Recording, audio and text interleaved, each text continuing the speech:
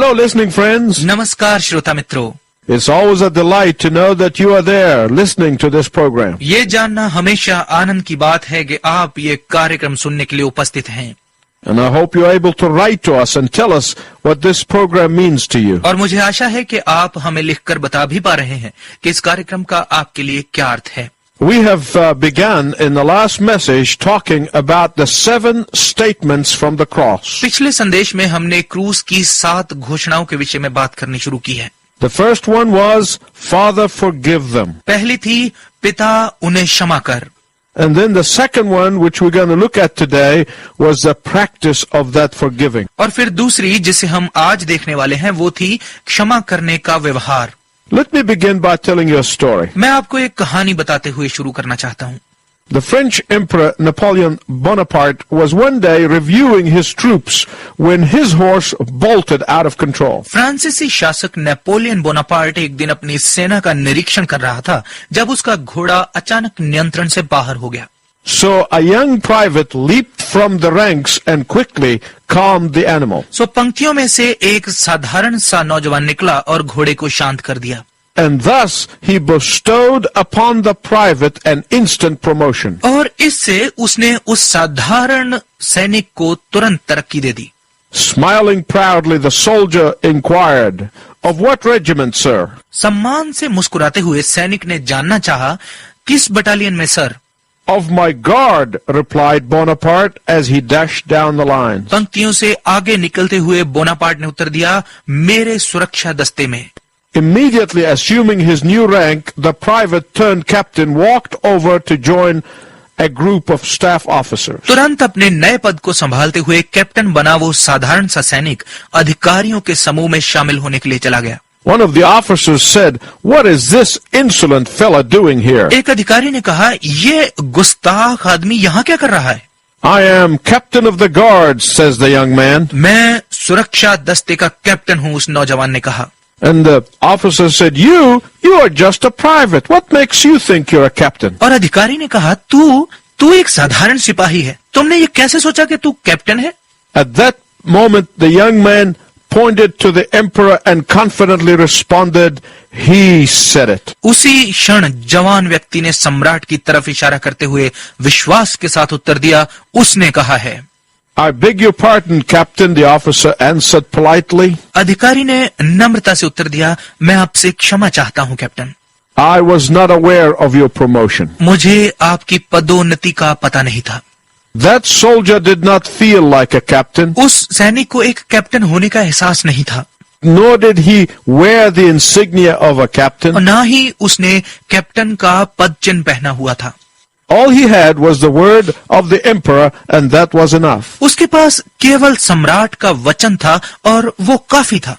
The true Christians have the assurance of their salvation. सच्चे मसीहियों को अपने उद्धार का आश्वासन है।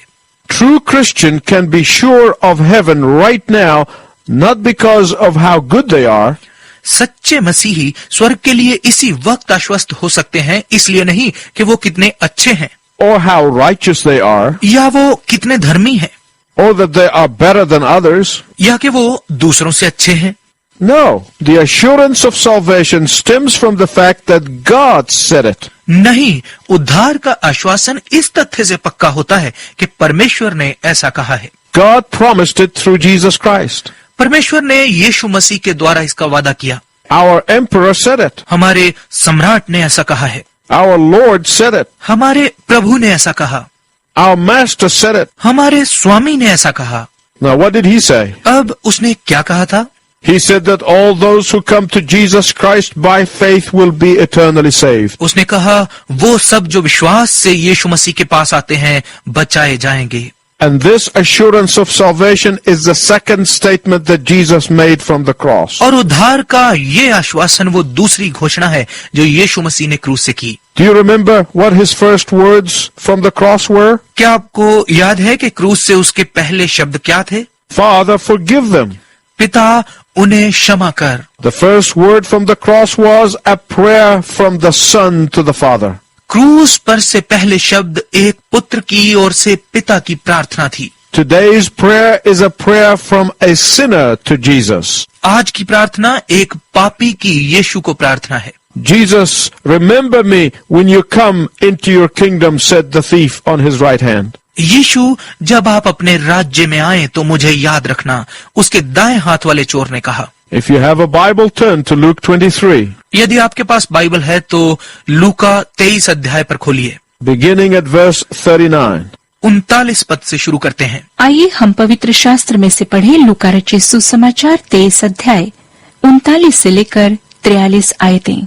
जो कुकर्मी वहां लटकाए गए थे उनमें से एक ने उसकी निंदा करके कहा, क्या तू मसीह नहीं? तो फिर अपने आप को और हमें बचा। इस पर दूसरे ने उसे डांट कर कहा, क्या तू परमेश्वर से भी नहीं डरता?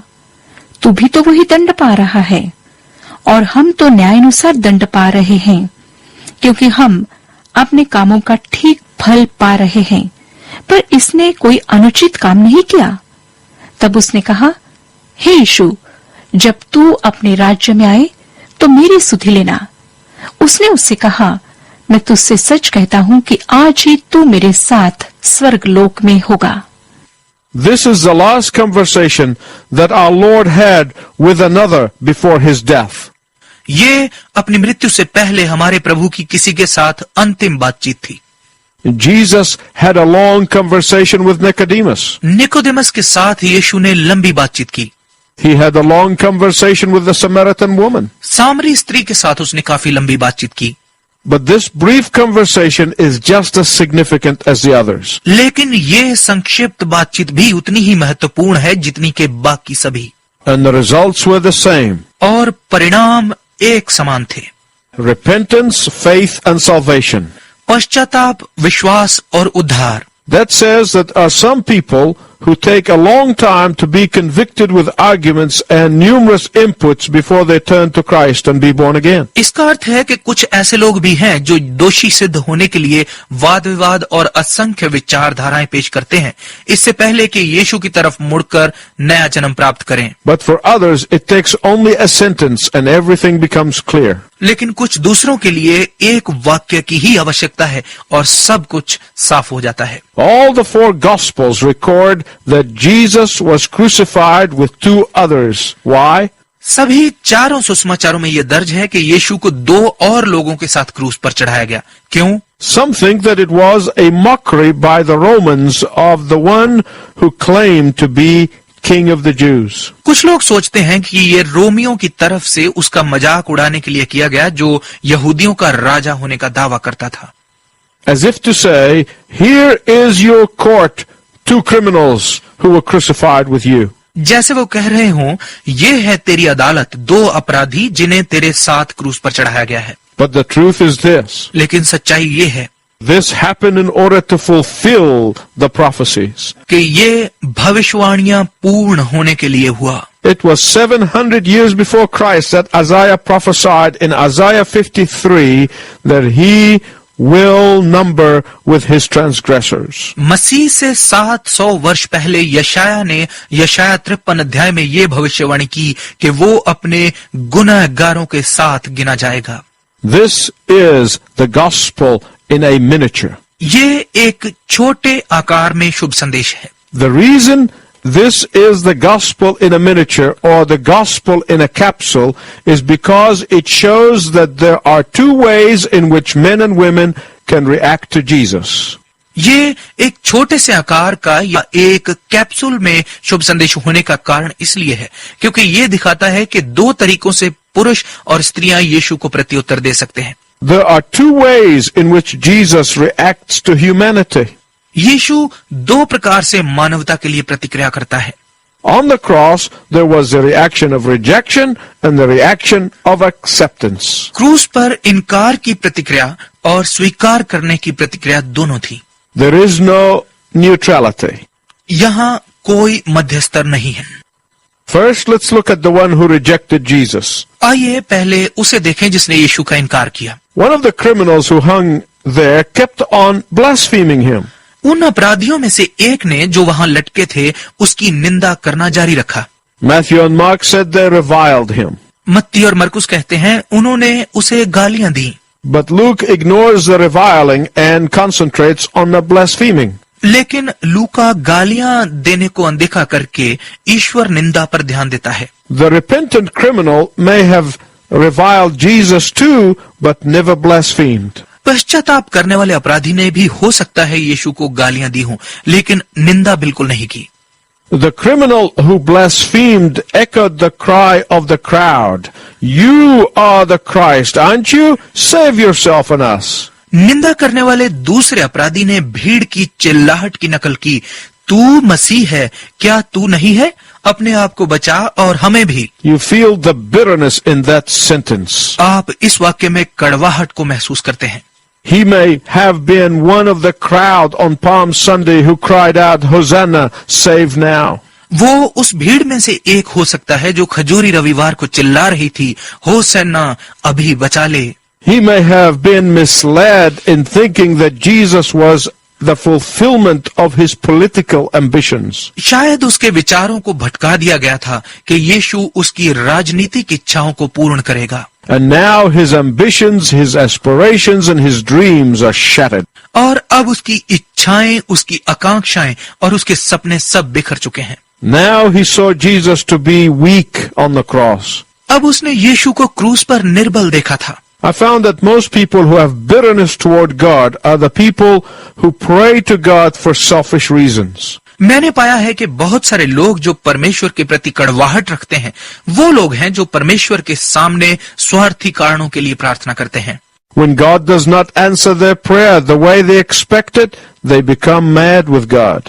जब परमेश्वर उनकी प्रार्थना का उत्तर उस तरह से नहीं देता जैसे वो चाहते थे, तो परमेश्वर के विरुद्ध वो But then there पागल हो was जाते हैं। another criminal. लेकिन फिर वहां पर एक और अपराधी था। This criminal was equally zealous and equally accused and equally reviling Jesus. ये अपराधी भी उतना ही ईर्ष्यालु, उतना ही दोषी और उतना ही यीशु को गालियां दे रहा था। But something has happened in the first hour on Calvary that changed the heart of this one. लेकिन कलवरी के पहले घंटे में कुछ ऐसा हुआ जिसने उसका हृदय बदल दिया। We know that as the nails were splitting his hands, he had heard something from Jesus that he had never heard before. हम जानते हैं कि जब कील यीशु के हाथों को चीर रहे थे, उस वक्त उसने यीशु से कुछ ऐसा सुना जो उसने पहले कभी नहीं सुना था। He heard Jesus to be saying, "Father, forgive them, for they know not what they are doing." उसने यीशु को ये कहते सुना, पिता उन्हें क्षमा कर, क्योंकि वो नहीं जानते कि वो क्या कर रहे हैं। Perhaps it was these words that transformed a reviler to a repenter. शायद यही शब्द थे जिन्होंने एक गालियां देने वाले को पश्चाताप करने वाले में बदल दिया। Perhaps it was these words that transformed a doubter to a believer. शायद यही शब्द थे जिन्होंने एक शक करने वाले को एक विश्वासी में बदल दिया। But ultimately I have to say that it was the grace of God. लेकिन अंततः मुझे कहना पड़ेगा कि ये परमेश्वर के अनुग्रह से हुआ। What he said was not only a repentance and surrender to Jesus' lordship, उसने जो कहा वो यीशु की प्रभुता के प्रति केवल प्रायश्चित और समर्पण ही नहीं था। it was not only a request, ये केवल एक निवेदन ही नहीं था, but it was also a rebuke to his comrades in arms. लेकिन अपने साथियों को उसकी तरफ से एक डांट भी थी। He said to his comrade, "Do you not even fear God?" उसने अपने साथी से कहा, क्या तू परमेश्वर से भी नहीं डरता? Man, you're about to face God and you are going to end your life with blasphemy and bitterness toward God. मनुष्य, तू परमेश्वर के सामने खड़ा होने वाला है और तू अपना जीवन परमेश्वर के प्रति निंदा और कड़वाहट से समाप्त करने These जा two रहा है। men were comrades. ये दोनों व्यक्ति साथी थे। Both were reviling Jesus together. दोनों मिलकर यीशु को गालियां दे रहे थे। But as the repentant one repents and gives his life to Jesus Christ, he rebukes his friend. लेकिन जैसे ही पश्चाताप करने वाला पश्चाताप करके अपना जीवन यीशु को देता है, वो अपने मित्र को डांटता है। My listening friend, I want you to listen to what I'm going to tell you. मेरे श्रोता मित्र, मैं चाहता हूं कि मैं जो आपको बताने वाला हूं उसे ध्यान से सुने। Now, when you come to Jesus Christ, one thing is inevitable and unavoidable, and you cannot sidestep it. जब आप यीशु के पास आते हैं तो एक बात अटल और ना टलने वाली है और आप इससे इनकार नहीं कर सकते। When you come to Jesus Christ, there will be a gap between you and your former friends. जब आप यीशु मसीह के पास आ जाते हैं तो आपके और आपके पुराने मित्रों के बीच में एक अंतर आ जाएगा। The day has to come when you say, fellas, I don't enjoy your jokes anymore. वो दिन जरूर आना है जब आपको कहना होगा, साथियों, अब मुझे तुम्हारे लतीफे अच्छे नहीं लगते। I don't enjoy your vulgarity anymore. मुझे तुम्हारी अशिष्टता अब अच्छी नहीं लगती। But come with me to the Savior. लेकिन आओ मेरे साथ उद्धारकर्ता के पास। Just as he has forgiven me, वैसे ही जैसे उसने मुझे क्षमा किया है, just as he delivered me, वैसे ही जैसे मुझे छुड़ाया है, he can deliver you too. वो तुम्हें भी छुड़ा सकता है। This zealot was not a theologian. ये कट्टरपंथी कोई धर्मज्ञानी नहीं था। He prayed no long and profound prayers. उसने कोई लंबी और गहरी प्रार्थना नहीं की। He merely said, Jesus, remember me when I come into your kingdom. उसने केवल कहा, यीशु, जब तू अपने राज्य में आए तो मुझे याद करना। Look at the element of faith in this man as he was dying on the cross. क्रूस पर मरते हुए इस व्यक्ति के विश्वास के तत्व पर ध्यान दीजिए। He did not plead extenuating circumstances. उसने परिस्थितियों को आसान करने के लिए निवेदन नहीं किया। He simply said, Jesus, remember me. उसने बस इतना ही कहा, यीशु, मुझे याद करना। In fact, he said to his comrade, we are getting what we deserve. बल्कि उसने अपने साथी से कहा, जो हमारे साथ होना चाहिए था वही हो रहा है। Now you understand why I said this is the gospel in a capsule. अब आप समझते हैं कि मैंने क्यों कहा था कि ये एक बीज में शुभ संदेश है। He was not only acknowledging his sin, वो केवल अपने पाप को ही स्वीकार नहीं कर रहा था, but he adds a word of testimony about Jesus. परंतु वो यीशु के विषय में साक्षी में कुछ शब्द भी जोड़ता है। This criminal's great testimony was, this man has done nothing wrong or anything out of place. यीशु के विषय में इस अपराधी की महान गवाही थी कि इस मनुष्य ने कुछ भी गलत या अस्त व्यस्त नहीं किया। He came from reviling Jesus to testifying for Jesus, all in a very short period of time. वो बहुत थोड़े से समय में ही यीशु को गालियां देने से हटकर उसकी गवाही देने लगा। That is the power of the gospel. ये है सुसमाचार की शक्ति। The man does not ask to be saved from the cross. उस मनुष्य ने उसे क्रूस से बचाने के लिए नहीं कहा। He only asked that somehow, sometime in the distant eternity, he would remember him when he comes into his kingdom. उसने केवल यही कहा कि कभी किसी तरह दूरवर्ती अनंतता में वो उसे याद करे जब वो अपने राज्य में आए। No doubt this dying criminal saw on top of Jesus' cross those words, King of the Jews. कोई संदेह नहीं कि इस मरते हुए अपराधी ने यीशु की क्रूस के सबसे ऊपर लिखे हुए वो शब्द देखे थे, यहूदियों का राजा। And that was enough for him to believe that this was the Messiah King. और इतना काफी था उसे ये विश्वास करने के लिए कि यही राजा मसीह था। So in humility he cried out, Jesus, remember me. सो वो नम्रता से चिल्लाया, यीशु, मुझे याद करना। I want you to remember some things here. मैं चाहता हूं कि आप यहाँ कुछ बातें याद रखें। Remember that all his disciples except John had fled. याद रखें कि यूहन्ना के सिवाय उसके बाकी सभी शिष्य भाग चुके थे। Remember that the organized religion had repudiated him. याद रखें कि संगठित धर्म ने उसका परित्याग कर दिया था। Remember that the mob had reviled him. याद रखें कि भीड़ ने उसे गालियां दी थी।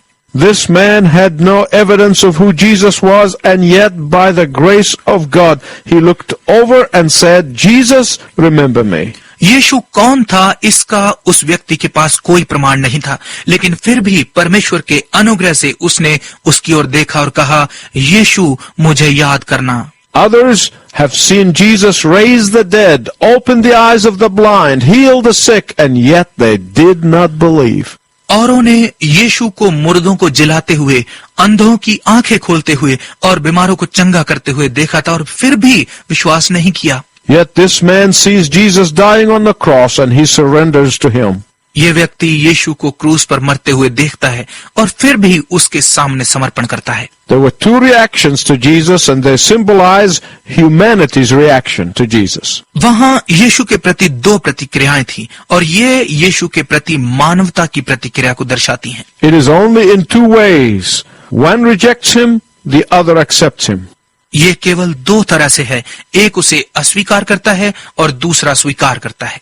This has been and will always be the case with Jesus until he comes back. और ये मसला यीशु के साथ हमेशा से रहा है और हमेशा रहेगा जब तक कि वो वापस नहीं आता। You either accept him or reject him. या आप उसे स्वीकार करते हैं या फिर अस्वीकार करते हैं।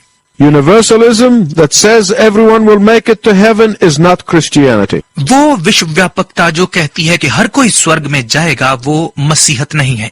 It is very important to see Jesus' reaction to these men. इन मनुष्यों के प्रति यीशु की प्रतिक्रिया देखना अति महत्वपूर्ण है। Jesus did not get bogged down and get preoccupied with his pain to assure repentant sinners. पश्चाताप करते हुए पापियों को आश्वस्त करने के लिए यीशु ने हौसला नहीं छोड़ दिया और अपनी पीड़ा में ध्यानमग्न नहीं हो गया। This thought hit me in a very special way. इस विचार ने मुझे बहुत खास प्रकार से झटका दिया है। For if there's one thing a busy person like myself fights against all the time is preoccupation. क्योंकि यदि कोई व्यस्त व्यक्ति जैसे कि मैं हूँ हर समय एक ही बात का सामना करता रहता है तो ये है ध्यान मगनता। Preoccupation with very busy schedule. व्यस्त कार्यक्रम में मगनता। Preoccupation with the needs of people. लोगों की आवश्यकताओं में मगनता। But thank God, Jesus Christ, the eternal Son of God, the one who split the ages into AD and BC, was not too preoccupied to save this man. लेकिन परमेश्वर का धन्यवाद है